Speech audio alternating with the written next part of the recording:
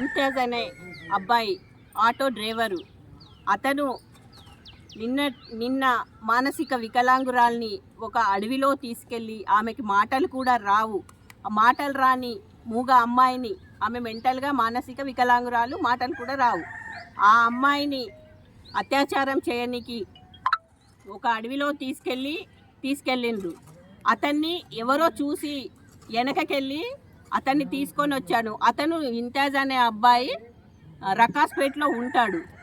అతని మీద నిన్న కేసు పెట్టినా కానీ ఈరోజు దాకా సిఐ గారు ఈరోజు దాకా దాన్ని ఎఫ్ఐఆర్ బుక్ చేయలేదు. మేము వచ్చి పంచనామా చేశారు అంటుండు.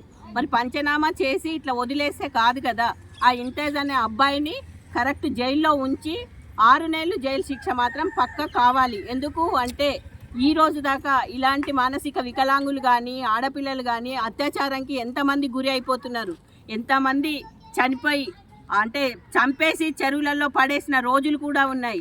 ఇక మానసిక వికలాంగురాలు అంటే ఆమె నోరు ఇప్పి చెప్పని పరిస్థితి ఉంది. కాబట్టి ఖచ్చితంగా దీని మీద కఠినమైన చర్యలు తీసుకోకపోతే మేము ఎక్కడికైనా వెళ్ళడానికి మేము సిద్ధంగా ఉన్నాము. ఆ అమ్మాయికి న్యాయం మాత్రం సిఐ గారు కంపల్సరీ కావాలి. 24 గంటలలో ఎఫ్ఐఆర్ మాత్రం బుక్ చేయాలి.